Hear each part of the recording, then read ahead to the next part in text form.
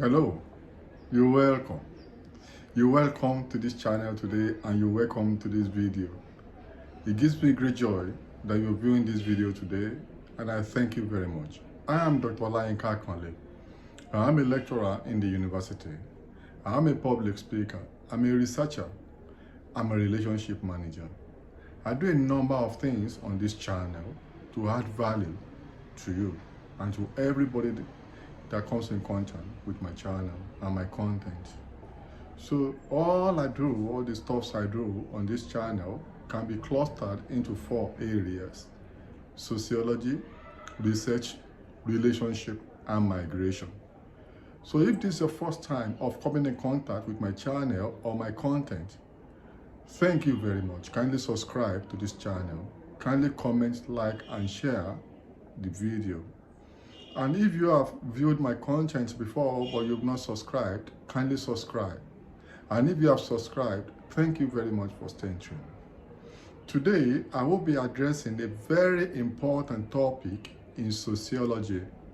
In fact, this topic is so central to sociology, it's so fundamental, because most of what sociologists do are based on the fundamental understanding of this issue. So what is this? This is socialization. Socialization. Sociologists believe significantly in socialization. Why is this? It is believed that what human beings eventually turn out to be is very predicated on socialization process. Human beings, sociologists believe, are born plain and blank as biological beings. It is the process of socialization that makes human beings social. So without socialization, human beings are intrinsically biological without the social components that make them functional members of society. So socialization is very important and is usually taught as early as 100 level in university. Even most of the time is taught at A level, because if you do not understand socialization processes, then it's difficult for you to understand sociology. So what is socialization? When you say socialization in sociology, so what does it mean? Socialization means the process of inculcating the norms, the values, the societal ideals in individuals or group of people. The process of inculcating the norms, the values, societal ideals in individuals. This is very important. Don't forget, when you define socialization, there are fundamental concepts or words you must use. One of those words is process. Socialization is a process that is a continuous thing. It is not an event, it is not an occasion. We believe in sociology that once human beings are born, they are born plain, and immediately they are born, they have to go through this process of socialization from birth to death. So socialization is never ending. It's not an occasion. It must continue since birth till death. As human beings continue in society, they are socialized and re-socialized, because societies are dynamic. The norms and values that people are socialized into, or those values that are inculcated in people, are themselves dynamic. So people, as they move in society, as they age in society, continue to go through the process of socialization. They don't forget that socialization is that process that make humans social. Without socialization, people cannot be social. They then become biological beings, which sociologists are not interested in fundamentally. We are interested in social beings as they relate in society.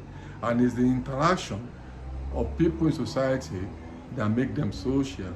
And as they interact within norms and values that define their relationship. It's socialization that makes people orderly, because that process of socialization that tells people the do's and don'ts of society, the norms, that is the rules of behavior, the values, the expected rules of behavior, those things that societies respect and hold in high esteem so that society can be orderly. So the ultimate interest of socialization is for people to be orderly by understanding and learning the rules of society. If there is no socialization, then there will be chaos, there will be disorder in society. Then everybody then begins to behave differently and randomly and haphazardly. And sociologists, we are interested in social order.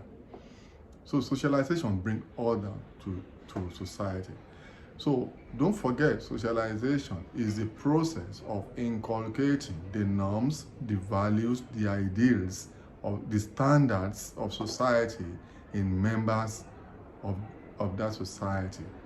So socialization is a lifelong process. It's never ending. And that is the process that makes human beings social in context of their existence. So that's socialization. So if there's no socialization, how will people become social? So then another concept you must understand, the issue you must understand within the context of socialization is internalization. Internalization. What does that mean? Internalization is that state when socialization becomes successful. That means it is that period, at that point, where people or members of societies have successfully imbibed the norms, values, standards, ideals of society. It's at that point that people become functional rather than dysfunctional members of society. So once socialization becomes successful, we say internalization has taken place. So don't forget, internalization is that point where internalization has taken place, that situation where socialization has become successful. We say members of society have internalized the norms, the values, the ideals of society. Now, another point I want to make is that for socialization to be successful or to even take place, we believe that there are agents of socialization. Agents of socialization. This you must know. There are agents of socialization. These are institutions that assist socialization to take place and to be successful and for internalization to happen. So we call them agents of socialization. And these agents of socialization are actually social institutions. But in context of socialization, we call them agents of socialization. That is, it is through these agents that socialization can take place. And what are these agents of socialization? We have 5 fundamental or traditional institutions or agents that we study in sociology. And we believe that it's through these agents or institutions that socialization takes place. What are these? We have number 1, the family. Number 2, we have the education. Number 3, we have the religious institution. Number 4, we have the political. So there are basically 5, like I said. You have the family, you have education, you have economy, you have religious, and you have political. So these are 5 traditional agents of socialization. And we believe that for socialization to happen, members of society must pass through these agents or agencies or institutions throughout their lifespan. And once they pass through them, these agents or these institutions have norms and values, ideals of society, standards of society embedded in them.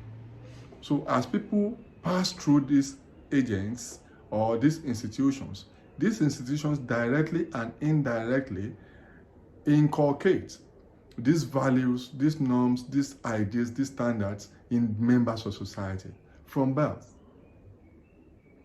Though people say medicine believe that people can even start, children from the womb can begin to learn some things about society.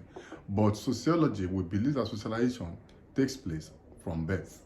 So, and this socialization, the first point of socialization that we do believe in sociology is the family, because we believe that people are born into families, whether male-headed household, female-headed household, or whatever family form exists in that particular society.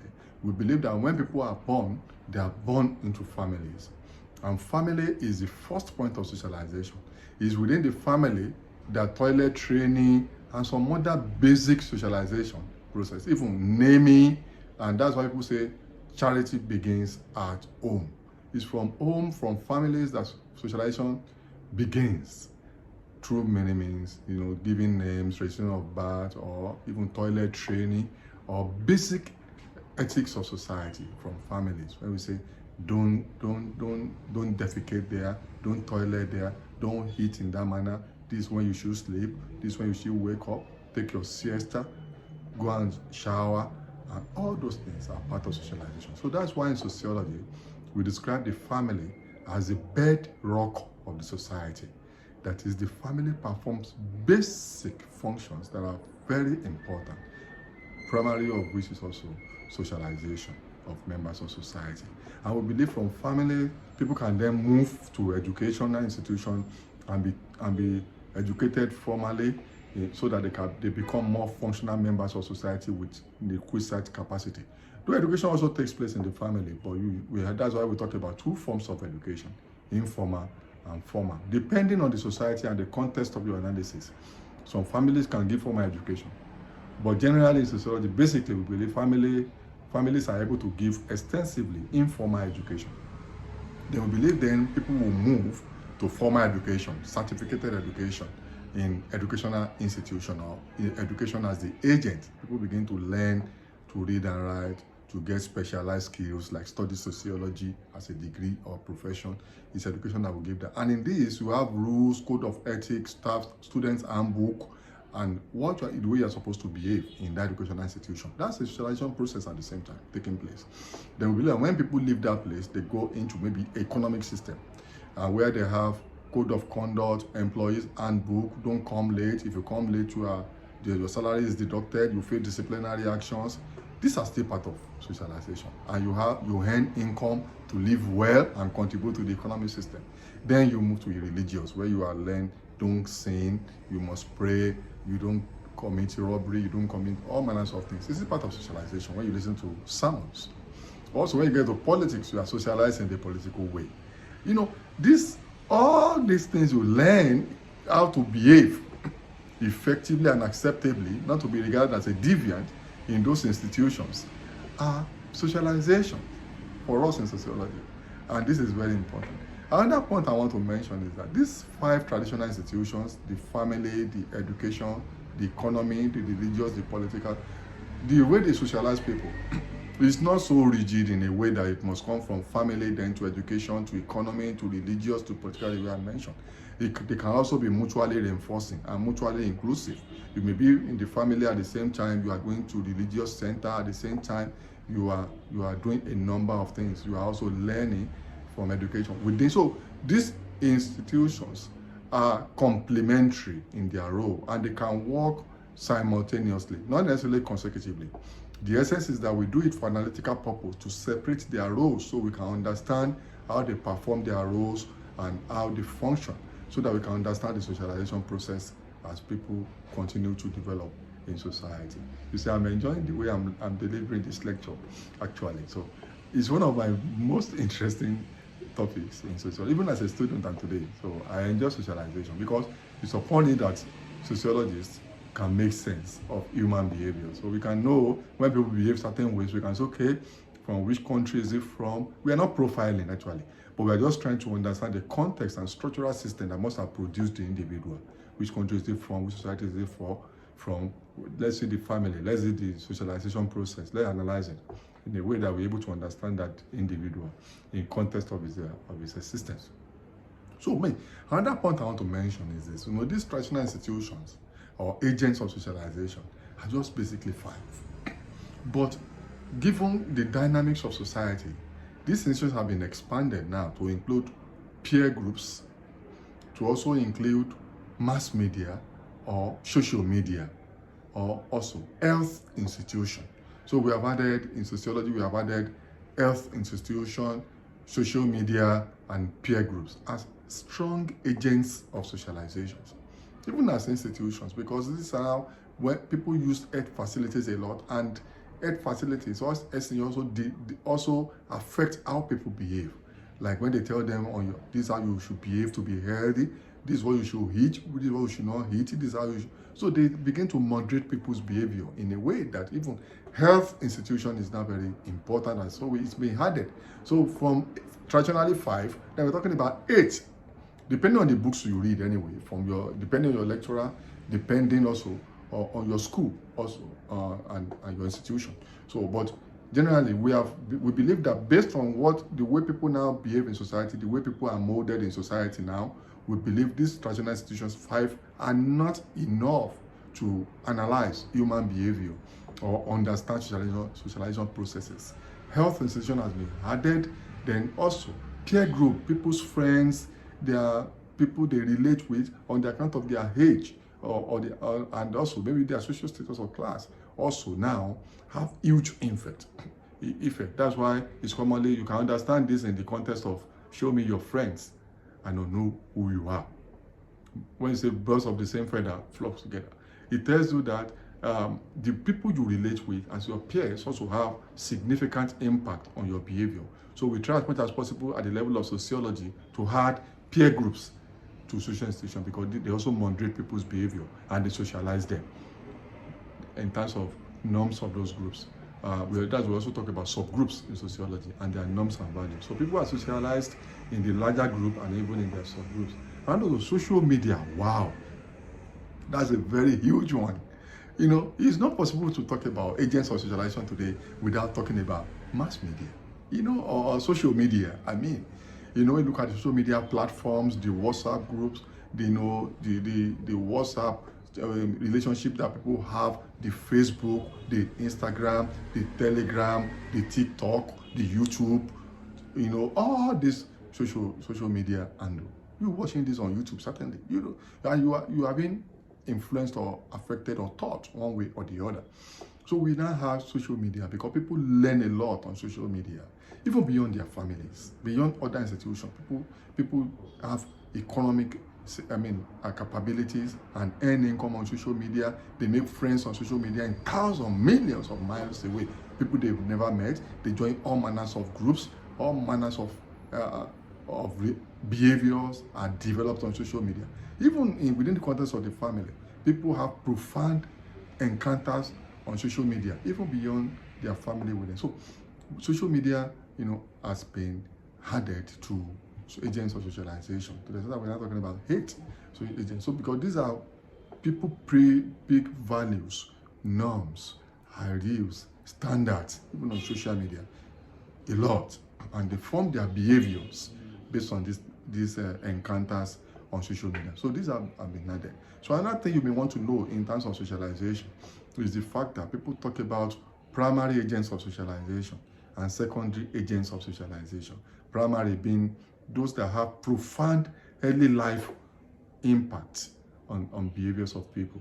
People usually classify this as the family, that people, as the bedrock of society, people are born into families, and this is where they have their early life trainings and socializations socialization processes that they will eventually turn out to experience in life. So people usually classify family and maybe their peer group, immediate peer group, but usually family as primary agents of socialization, and others as secondary agents of socialization, because they believe it's after they have formed within the family in terms of socialization that they move into this maybe education, economy, religion, and maybe politics or political institution, or even maybe the health system. But so these people usually collide, but it's not this straightforward actually. It's not this simple.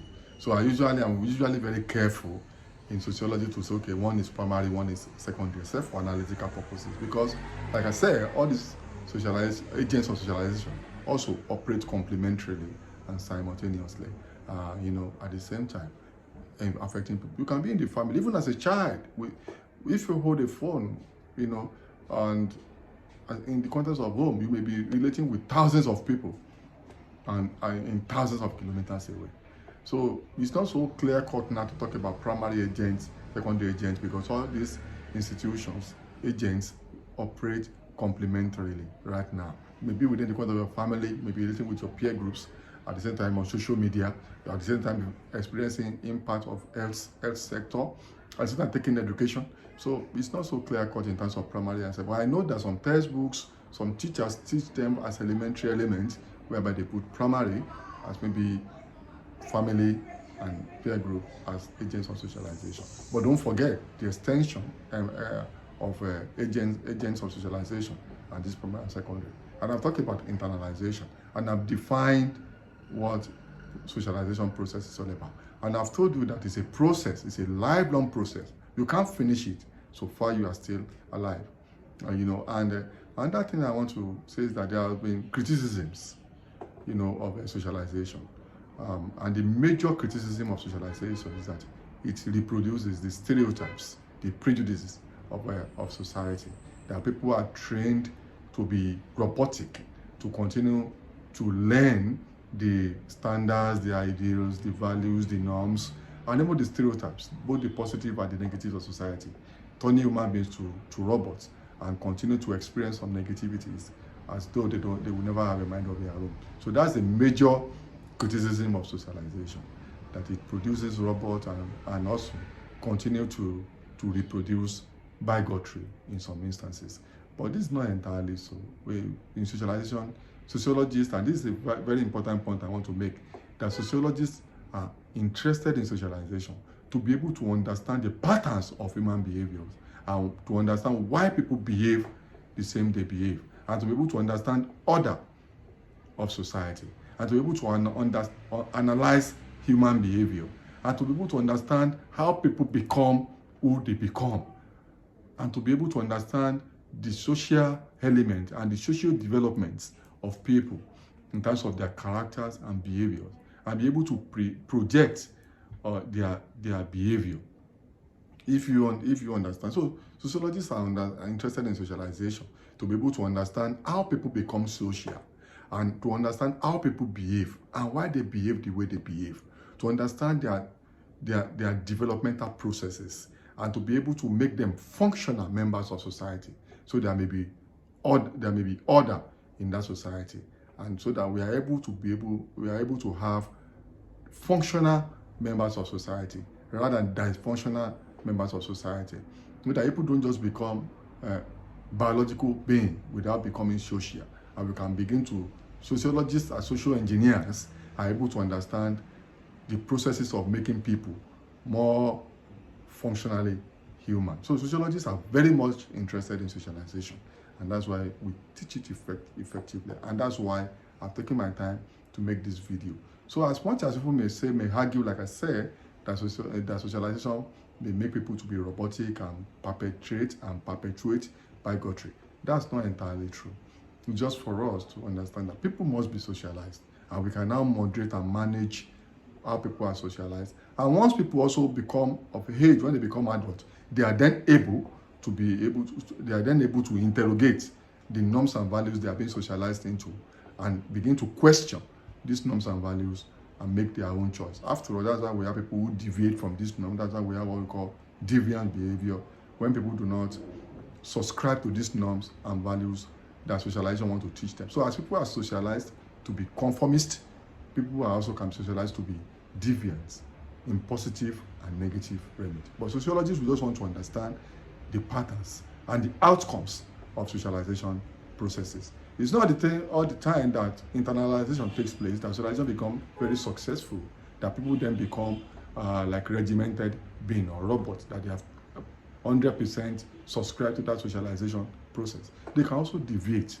But sociologists also want to understand their deviation and the impact on society and the impact on the groups, so that we are able to manage and moderate all of this. I hope you have enjoyed this video today, and you must be a professor of socialization by now. Thank you very much. Kindly subscribe to the channel and share as widely as possible. Kindly comment and like. Until I see you in my next video, you are going to be a great sociologist. Thank you very much.